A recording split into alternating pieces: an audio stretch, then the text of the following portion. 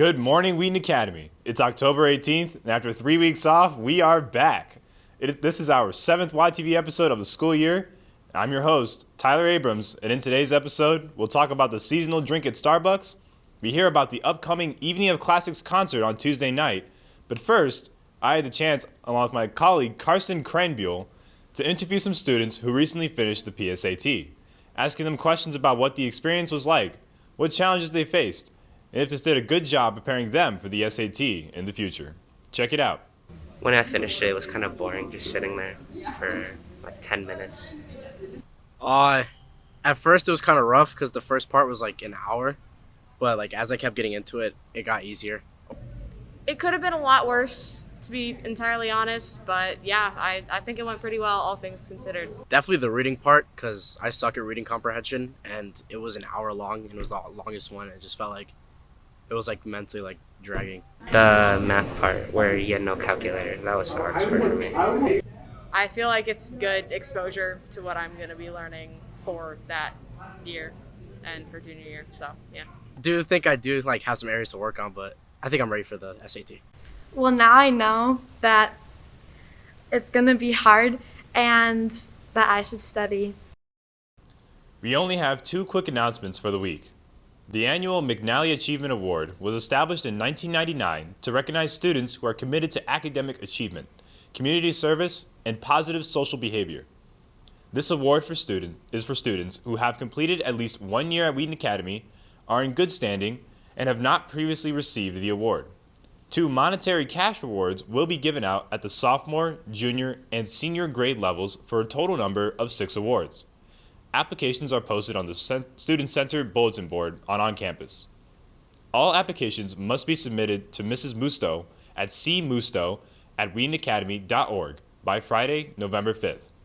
The fully completed application must be submitted on time. Incomplete or late applications will not be accepted. Recipients will be notified Monday, November 15th. Please email Mrs. Musto if you have any questions. And big congratulations to the Wilkerson family. Mrs. Wilkerson, an English teacher here, and her husband welcomed their new child, Brooks Hill, into the world on October 11th. Keep the family in your prayers. Well, autumn is here, and that means that Starbucks added a seasonal drink to their menu. Sophie Shelton has more. Hi, this is Sophie Shelton from WAtv, and today we're at Starbucks giving you an update of one of their new drinks. Now that the fall season has begun, go take a sip of it at Starbucks with their new pumpkin spice latte. This drink comes out every autumn, but only lasts for this season. The pumpkin spice latte first was invented in 2003, following the success of other seasonal drinks, such as the peppermint mocha and the eggnog latte. This year it came out August 27th and will last around Christmas season. In case you did not know, this drink consists of whole milk, brewed espresso roast, pumpkin spice syrup, and whipped cream, and pumpkin pie spice garnish. You can also be creative and add your own little twists. You can order it hot or cold, and if cold, you can also add cold foam to top it off. Truly is amazing. Also, seniors and juniors, I would highly recommend you try soon. After all, Starbucks is close to campus, in case you're wondering where to go. Thanks for listening. This is reporter Sophie Shelton and editor Lainey Jones from WAtv. All conference players, a 3rd place finish in state, and the playoffs inching closer and closer. It's time to talk sports with Hannah Watson. What's going on, Warriors? I'm Hannah Watson, and welcome back to the Warrior Sports Zone. Let's get you caught up on all the sports action from the couple of weeks. Our girls volleyball team has been on a bit of a losing streak, losing their last 4 matches and bringing their record to 6-15 of the season. They look to finish strong and close out their regular season this week with 2 away matches. The girls' tennis team had both their conference tournament and sectionals over the past 2 weeks. Dylan Ox and Amelia Mack finished and took 2nd place in conference in the 3rd doubles division and earned all conference honors. And this past weekend, Audrey Lifton and Jillian Paulson qualified for the state tournament with their 4th place finish in sectionals. Boys football inched closer to the playoffs with another big victory over a conference opponent. This past weekend, the boys beat Elmwood Park 57-6. David Doran went 7 for 8 and threw 210-yard pass and 2 touchdowns. Both Liam White and Andrew Apostoli had 2 touchdowns as well. The Warriors go to Warwick Christian for their last regular season game this Friday night. Cross country ran in the conference race last weekend with the girls and boys coming in 4th and 5th place respectively. The team had 3 all-conference runners for the girls and 1 all-conference runner for the boys. Congratulations to Brooke O'Carroll, Emma Chatfield, Lily Lebo, and Sheldon Powell for their great conference finish. Boys soccer is making a run in state. To catch you up on all of that news, here's reporter Evan Eckert. The boys' varsity soccer team has high hopes as they head into the playoffs. The boys have one thing in mind, and that is getting a state championship and adding another star to the crest. The team had a great start to their first playoff game with an 8-0 win against ACC. Many different players scored, and the team did very well at playing their style of soccer. We sat down with senior Robert Platt to get some of his thoughts about the upcoming playoffs. He said that it is important for the team to stay healthy, physically and mentally, if they want to go far. The most important attribute for the playoffs is definitely keeping our cool and staying healthy, because I know we've had some sickness over the current season, and just staying healthy physically and emotionally is just very important for this year if we want to compete for a state championship. Robert also went on to talk about some of the team's goals. Reed Academy's last time in the playoffs, they lost in the regional championship game, and this year we just kind of see it as a redemption to finally get a regional plaque and a sectional plaque and compete for the state championship. It looks like Thanks again for watching, and make sure to get out to support the soccer team. For WAtv, I'm Evan Eckert. He knew exactly what he was doing, putting a little... The soccer team took home the regional title last Saturday night, moving just a little closer to that state goal. They cruised to a 6-1 victory against St. Edward High School. The team had balanced scoring with Scotty Murray and Robert Platt both with 1 goal, and Josh Mariotti and Hytham Nasser coming away with 2 goals apiece. The team plays 2 games this week in sectionals. And finally, boys golf brought home the state hardware a week and a half ago. The team of 6 guys battled over 2 18-hole rounds and came home with the 3rd place trophy.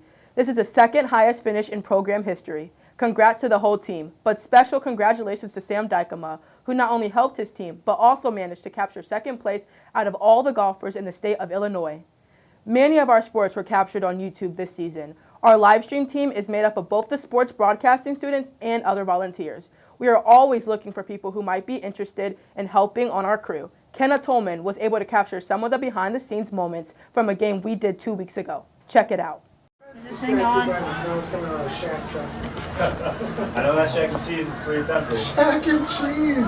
What about Alright guys, just a heads up. I am recording for Hear the Headsets. Oh hey guys, it's Miss B. I'm just roaming around along the sidelines. Holler if you need help, if you need me to attend to something. Anna, your camera isn't level, and her camera's glitching now. Yeah, Josh was doing that earlier. So I need to reboot it or punch it? You guys are rebooting. When in doubt, reboot. When in doubt, reboot. It's like a life lesson. Okay, the ball just like flew at me and I took cover. Wow. Josh is live. Josh's camera's glitching. Take a different shot. Take Tommy. Wait, still? It's a wireless thing. Take Hampton. Hampton's live. Wave, Josh. Wave to Hampton. Wave, Josh. To me. Take Anna. Anna's live. I can't see Anna from where she's standing. And go back to taking Tommy. Tommy's live. Hampton's live. Take Tommy. Tommy's live. Kate's live. Anna, you're on camera now. Dead ball. Go Alright, now. go. Wait, Tom. Okay, that was live, but okay. Wave to the camera. Take Hampton now. Hampton's live now. We're having way too much fun on the live stream. Yeah, that's good though. This Tuesday night, the Fine Arts Department will be hosting their annual Evening of Classics in the FAC Auditorium. This night will feature student vocal and instrumental performances. Michael Logalbo gives us more on the upcoming evening. What's up, Wheaton Academy? It's Michael Logalbo, and today we're going to be discussing the Evening of Classics and interviewing Mr. Williamson and some of the participants about the event and the significance of it. I mean, Evening of Classics is a super unique fine arts performance event at Wheaton Academy. It's a recital, and it's meant for soloists and small groups, unlike most of our events, which are large group things. And so if you come, you'll see mostly soloists and then a few kind of duets, trios, and a group of about 7 or 8 that play together. So it's unique in that way. These are students who study their instrument and their voice on their own, usually with private lesson teachers and that sort of thing. And to come to see it is awesome because you get to see students' work really pay off. You get to see things that they've really dived into certain pieces of music that they love, and you get to see the fruition of all that. So really talented people, tons of work that they put in and so forth. So I'm going to be singing They Can't Take That Away From Me by George Gershwin and originally performed by Frank Sinatra. For me, I wanted to perform because it's a great opportunity just to work on a piece and to improve. And it's also just a really fun setting to perform in, and a great place to just bless other people using the talents that God has given us. Come support your fellow classmates and the musical pieces they put together at the Evening of Classics on October 19th. For WAtv, this is Michael Gabo. Thanks for joining us today. Look for new material on our WAtv Instagram, including a special segment on both Coach Swiders. Give us a follow at The Real WAtv if you haven't already. I'm Tyler Abrams, and for all of us at Studio 22, have a great day.